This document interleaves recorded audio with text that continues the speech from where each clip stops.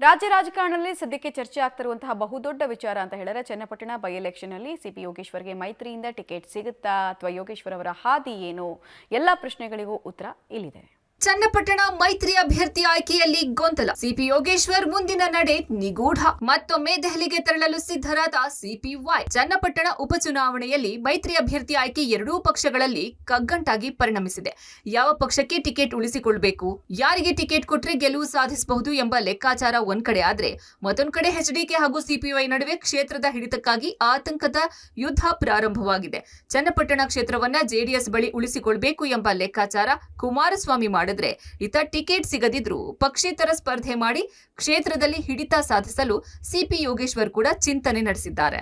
ಈಗಾಗಲೇ ದೆಹಲಿಗೆ ಹೋಗಿ ಬಂದಿರೋ ಸಿಪಿ ಯೋಗೇಶ್ವರ್ ಬಿಜೆಪಿ ವರಿಷ್ಠರನ್ನ ಭೇಟಿಯಾಗದೆ ವಾಪಸ್ ಬಂದಿದ್ದಾರೆ.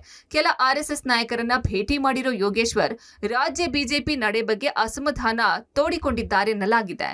ಇನ್ನು ಮೈತ್ರಿ ಪಕ್ಷದಿಂದ ಟಿಕೆಟ್ ಸಿಗದೇ ಇದ್ರೆ ಪಕ್ಷೇತರರಾಗಿ ಸ್ಪರ್ಧೆ ಮಾಡುವುದಾಗಿ ಘೋಷಣೆ ಮಾಡಿರೋ ಸಿಪಿವೈ ಮುಂದಿನ ನಡೆ ಕುತೂಹಲ ಮೂಡಿಸಿದೆ. ಇನ್ನು ಇದೇ ಆಗಸ್ಟ್ 20ರಂದು ಮತ್ತೊಮ್ಮೆ ಸಿಪಿ ಯೋಗೇಶ್ವರ್ ದೆಹಲಿಗೆ ತೆರಳುವ ಸಾಧ್ಯತೆ ಇದ್ದು ಹೈಕಮಾಂಡ್ ನಾಯಕರನ್ನ ಭೇಟಿ ಆಗುವುದಾಗಿ ಬಿಜೆಪಿ ಮೂಲಗಳು ತಿಳಿಸಿವೆ.